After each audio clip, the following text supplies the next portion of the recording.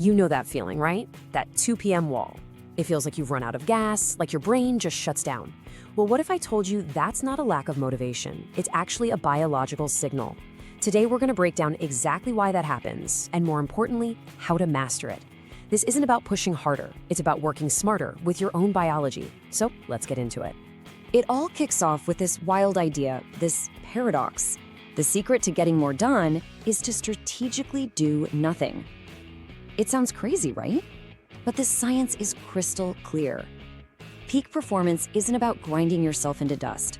It's about these small, deliberate pauses. These little 5-minute windows aren't a luxury. They are the absolute engine of elite performance. So here's our game plan for today. We'll start with the performance paradox. Then we'll decode what's really going on with that midday slump.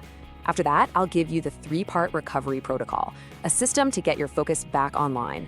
We'll look at the science of why it works, walk through your first 5-minute flush, and finally, shift your whole mindset from one of endurance to one of rhythm. All right, first up, let's tackle this game-changing idea, the performance paradox. We've all been sold this bill of goods that to get ahead, you just have to push through, grind it out. But the science actually shows that the very act of pushing harder is what's making you slower. This completely reframes how we should think about work. The myth is that being a high performer is like running a marathon, just endless endurance. But the truth? High performance is all about rhythm. Think of it like interval training for your brain. It's a series of focused sprints followed by intentional, high-quality recovery. And look, this isn't about your willpower. This is just biology. Your brain runs on these cycles called Ultradian rhythms. Basically, you get about 90 minutes of high-level focus, and then your brain needs a break. It's a hardwired, non-negotiable rule of your own operating system. So what happens when we just try to power through that 90-minute wall? We think we're being disciplined, right? But what we're actually doing is training our brain to associate our work with exhaustion. This leads to something called cognitive deceleration. You're still sitting there, you're working, but your brain has hit the brakes. Your speed, your creativity, it all just tanks. You're literally fighting your own biology, and that's a fight you'll lose every single time. So let's connect the dots here to that feeling we all know so well, the midday slump. That 2 p.m. crash isn't you being lazy. It's not a sign you need another cup of coffee. It is a loud and clear biological signal that your system is completely overloaded. There's actually a scientific term for this state, allostatic load. The easiest way to think about it is like an invisible weight. Every time you push past that 90-minute mark without a real break, you're adding more stress, more metabolic junk to that load. It just builds and builds. And this allostatic load isn't just some abstract idea. It has a real effect. It creates this kind of physiological static in your brain. You know, it's like trying to tune in a radio station that's just out of range. Your brilliant ideas are still in there, but they're getting drowned out by the noise of pure exhaustion. Let me put it another way. Think of your brain like a computer. The part that handles focus and decision-making, your prefrontal cortex, that's your RAM. When you skip these recovery breaks, you never give your brain a chance to clear that RAM. It just gets clogged with metabolic waste. It's like trying to run a brand new video game on a 10-year-old laptop with a million tabs open. It's just not gonna work. And that is what it feels like when your system crashes. You know what I'm talking about. Reading the same sentence over and over and over again. That's not just you being distracted. That's your brain pulling the emergency brake, screaming at you that it needs a break. Okay, so we've diagnosed the problem. Now let's talk about the solution. And this isn't some vague advice like, oh, you should take more breaks. No, this is a precise 3-part protocol. It's a system designed to flush all that static out of your brain and bring your focus back to crystal clear. The whole protocol has 3 distinct layers. First up is the 90-minute flush. This is all about working with your biology. Second, the sensory disconnection, which is about giving your brain the right kind of break. And third, the parasympathetic pivot, where you actually take control and shift your nervous system into recovery mode. So step 1, and this is absolutely critical, you have to respect your ultradian rhythm. You work in focused bursts of no more than 90 minutes, and when that timer goes off, you stop. I don't care if you're in the zone, you stop. It's a non-negotiable biological boundary.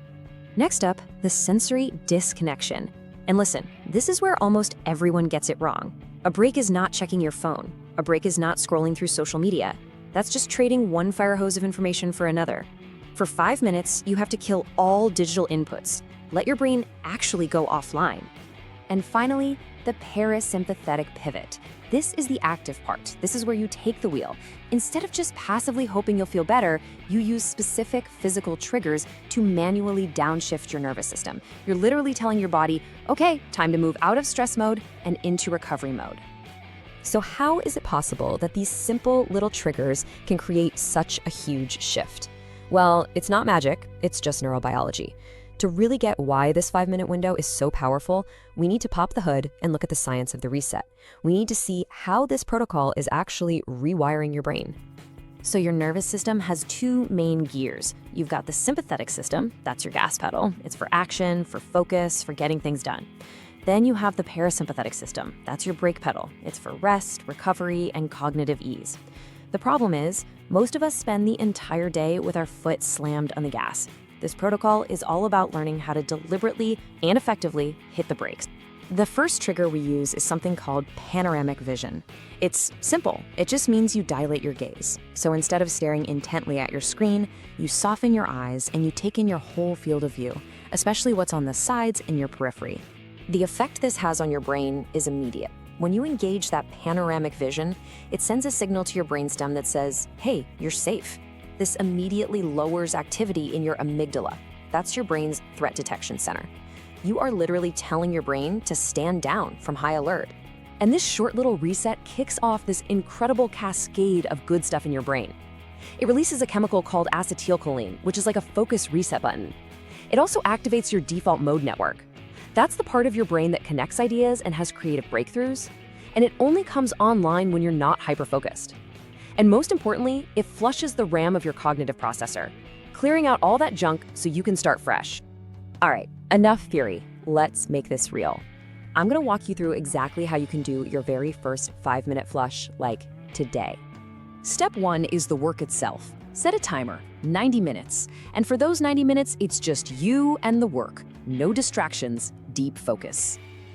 The second that 90-minute timer goes off, another one starts. 5 minutes. And these 5 minutes are sacred. They are non-negotiable. This is your sensory disconnection time. It's just as important as the 90 minutes of work you just did. Here's the simple checklist for those 5 minutes. First, laptop is closed, screen is off. Phone is put away somewhere you can't see it.